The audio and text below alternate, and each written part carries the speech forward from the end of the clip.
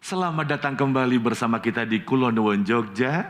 Monggo pinarak wonten mriki, dan yang sudah pinarak bersama Olan dan Yosi adalah Dokter Betty. Selamat pagi, Dok. Pagi, Mas. Sugeng rawuh Dokter Betty.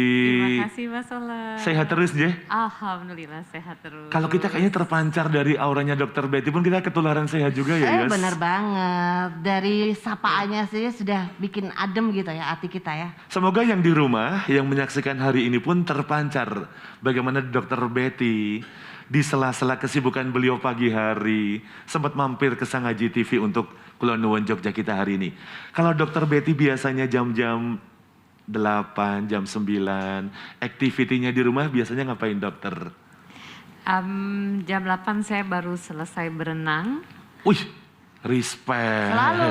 Respect. Olahraga favorit ya, Dok? Iya ya. Ya, olahraga favorit. Bisa dibilang everyday renang atau berapa hari sekali dok? Setiap hari saya berenang kecuali Senin dan Kamis. Oh sama dong. Nggak. Saya Senin Kamis juga, Nyawa-nyawain Yoi. kan. Dan biasanya berenang mulai dari pukul berapa sampai pukul berapa Dokter Betty? Biasanya jam setengah 7 sampai jam 7 atau setengah 8. Kemudian saya berbersih diri, lalu kalau ada menguji calon dokter, saya akan menguji calon dokter. Setelah itu baru saya berangkat ke klinik untuk melakukan aktivitas seperti biasa. Dan juga saya mungkin setelah itu kadang-kadang ada Zoom meeting karena sekarang semua harus serba ini. Iya. Nah, dalam Zoom meeting ini kadang-kadang juga tidak hanya membicarakan tentang tugas saya sebagai dosen, tetapi lebih banyak juga pada menguji dan penelitian, dan terkadang juga mengisi beberapa acara untuk seperti Dharma Wanita dan lain-lain yang memang mereka memerlukan suatu tambahan suatu keilmuan dalam bidang kulit biasanya karena emak-emak banyaknya nih. Iya ya. Dan Sibuk itu juga, rutinitas yang luar biasa. Kayaknya padahal sejak dulu kayaknya dokter memang sudah hobi berenang pagi hari berarti sejak kecil kali ya. Ya, karena kecil di kampung jadi nyebur sungai. Itu momen luar biasa. Tapi Olan kecil di kamu nggak suka berenang? Depan saya kan gunung. Iya, Dokter Betty ya kan, dokter spesialis kulit kelamin. Ini memang dokter dari dulu kalau ditanya kita dulu cita-citanya apa gitu. Jadi dokter, apakah cita-cita Dokter Betty? Enggak, saya tidak pernah bercita-cita menjadi seorang dokter karena saya suka bahasa, saya suka berkeliling-keliling. Jadi sejak kecil bagaimana saya bisa berkeliling dunia dengan menggunakan kapal pesiar. Aduh. Traveling. Awalnya malah beliau suka traveling. Iya. Iya. Kok bisa dari traveling? Ini bagus loh Yos. Ada satu turning point. Bagaimana titik balik dan titik puncaknya? Kok malah bisa ke spesialis kulit dan kelamin kan termasuk jarang ya Iya, dulunya benar. ya. Gimana Dokter Betty? Ya. Jadi waktu itu ayah saya bilang gini, kalau kamu jadi perempuan itu harus jadi perempuan yang mandiri. Perempuan yang mandiri itu adalah perempuan yang bisa menciptakan lapangan pekerjaan, yang bisa juga bekerja buat anak dan suami tetapi tidak meninggalkan mereka. Nah, kalau kerja di kapal pesiar, apa yang mau kamu dapat? Benar ya. Kan uangnya banyak ya kan? Banget. Hangout kemana-mana, traveling, banyak adventure. Tapi benar juga remind dari ayah Anda. Iya, mungkin karena si ayah ini kepengen sesuatu yang bermanfaat begitu. Iya kan? Iya. Kalau traveling kan cuma diri kita aja yang seneng, yang nikmatin ya kan Dok? Oh ya luar biasa. Bisa dibilang berarti awal seorang Dokter Betty mengawali bisa dibilang karirnya atau juga sebagai spesialis kulit dan kelaminnya, berarti dulu ambil di tahun-tahun terdahulu ambil di jurusan atau juga mulai pendidikannya di tahun-tahun berapa ya Dokter Betty? Oke, saya ini kan sebenarnya umur juga nggak muda ya, Mas Jera. Tapi masih kelihatan imut loh Yos. Iya bener Dok. Tunggu. Imut. Imutnya nih hitam mutlak atau imut? Imut. Bagus. Respect. Cerah juga gitu. Oke. Jadi saya kuliah di kedokteran. Yes. Itu pada tahun 85. Saya kebetulan kuliahnya itu S1 saya di Universitas Kristen Indonesia. Saya selesaikan dalam waktu 6 tahun. Lalu kemudian saya mengikuti PTT, setelah itu saya spesialis kulit dan kelamin. Oh my God. Kok saya nggak ketemu dokter ya? Saya rumahnya Cawang, deket UKI. Bener, UKI kan ya dok ya? Iya. Iya kan? Saya Cawang, pokoknya Patas Cawang Pulau Gadung saya dulu. Kok nggak percaya? Bukan Olan juga teman-teman dokter. Saya tuh kayaknya memang, malah ambilnya di UKI. Kan UKI deket Memang Cawang bener, juga, iya, tapi Yos. memang bener ya. Dan itu juga luar biasanya sampai beberapa hal akhirnya.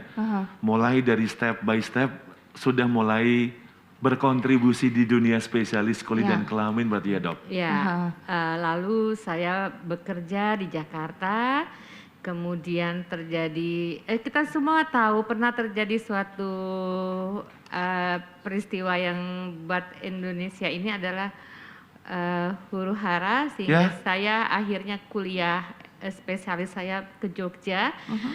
Begitu juga dengan S3 saya selesaikan di Jogja. Kalau mungkin kenapa sih ngambil kulit dan kelamin, gitu kan? Nah, kenapa sih mengambil kulit dan kelamin?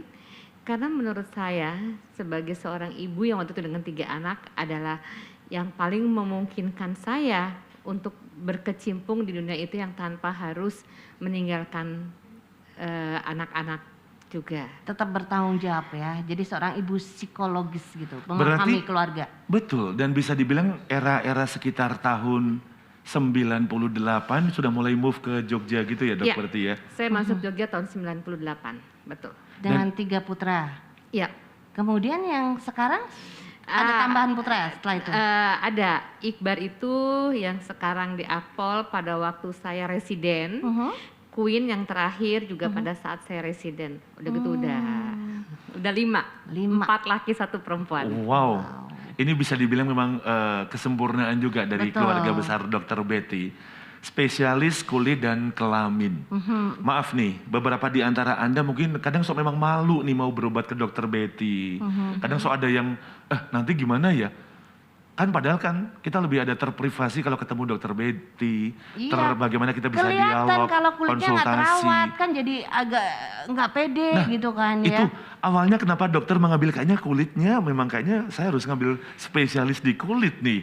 Termasuk juga, apalagi kayaknya beliau ini baru bener-bener yang matching nih ya. Benar. Dr. Betty dan pas banget kita lihat, ini di depan kita sendiri. Sangat-sangat Dr. Betty yang kulitnya, oh my. Anda nggak jealous? Kulitnya Anda kan berbeda sama Dr. Betty juga, Sama Yos. biasa. Inner saya mah Oh, yang diliatin. Oh, iya. berarti kayaknya dua-duanya yang berkerut inner dan outer juga loh. Berarti dokter ada semacam satu momen bagaimana menjadikan sebagai seorang profesi di spesialis kulit dan kelamin. Dan mempunyai usaha yang untuk luar biasa ini, kan ternyata sekarang luar biasa usahanya, Yos. Iya betul. Semakin mengukuhkan di corporate-nya yang sekarang mulai tahun berapa, Dr. Betty? Awalnya saya tidak terpikir sedikit pun untuk mempunyai klinik. Iya? Tetapi begitu banyak permasalahan di lapangan yang saya temukan, yang sekitar saya atau pasien-pasien saya, malahan mereka yang berkata, ayo dok, dokter pasti bisa mempunyai suatu tempat yang akan menciptakan kulit yang sehat. Yes. Akhirnya saya berpikir ada tempat dan kebetulan ada rezeki, lalu saya membuat suatu tempat dengan tema tentunya kulit yang cantik itu adalah kulit yang sehat. Karena orang Indonesia itu paradigma cantiknya adalah kulit yang putih. Nah, itu tidak harus selalu seperti itu. Bagus. Oke. Catat ya keluarga Tuh. Jogja ya. Kulit yang cantik itu tidak harus kulit yang putih. Putih itu kan. Kulit yang sehat itu kan, nah ini nih, kita sekarang ada ilmu baru nih. Bagaimana kita nanti sama-sama bisa menjaga kulit kita dengan sehat dengan cara yang seperti nanti suggest-nya Dr. Betty nih. Betul. Tidak Cara- berhenti sampai di spesialis kulit kelamin ya. Ternyata dokternya juga sampai meneruskan ke jenjang S3-nya juga. S3-nya Iya. juga ya. Ya, S3 saya mengambil tentang genetik melasma. Ya. Kalau betul, dan ini kan melasma yang memang kita kan orang awam kadang sok jarang Apa dengar itu? apa ya. Iya. Yap. Jadi gini, Saya mengambil S3 saya itu juga kebetulan berkesinambungan dengan saya sebagai seorang dosen. Seorang dosen tentu tidak boleh berhenti dalam menuntut ilmunya. Sehingga dengan anak yang sudah 5, waktu itu umur saya tidak muda, umur saya sudah 49 tahun, saya mengambil S3 di UGM dan saya bisa menyelesaikan dalam waktu 3 tahun 6 bulan dan alhamdulillah saya mendapat gelar cum laude. Nah, melasma ini saya teliti juga awal balik lagi ke paradigmanya orang kita lah ya, bahwa cantik itu harus putih, bercak hitam itu harus dihilangkan. Tidak semua bercak hitam itu bisa hilang sempurna. Karena apa? Karena ada faktor genetik. Nah, faktor genetik inilah yang saya teliti sehingga kita atau mungkin perempuan-perempuan pintar di Jogja terutama ya, itu bisa memahami kapan sih fleknya hilang, kapan tidak. Jadi jangan memaksakan semua dihabiskan dengan pemutih karena ada yang tidak bisa dihilangkan dengan pemutih itu gitu loh. Nah, dengan adanya ditemukannya gen ini Mbak Yosi, sehingga sekarang saya mungkin ada beberapa jurnal saya sudah terbit juga di internasional, itu bisa mereka baca dan mereka tahu bahwa oh ternyata bercak hitam saya ini faktornya genetik. Jadi nggak bisa saya asal beli krim lalu saya hilangkan. Iya Gitu juga. Ini keren nih. edukasinya. Ini keren nih. Bagus. Makanya nggak bisa sekedar pemutih buat facial. Itu Kalau olah dia. siaran itu juga harus ada penelitian khusus. Betul, Jadi bukan betul. ambil tepung apa gitu-gitu. Dan ini untung ada Enggak lah. Dokter Betty yang kasih kita bagaimana kita bisa berdialog. Dan Dok, tadi di awal saya agak tertarik, dokter renang dulu baru ke kegiatan sebagai dosen. Iya. Dokter dosen, nah ini nih, di mana ya Dok dan bagaimana activity dokter atau sebagai dosen itu? Oke.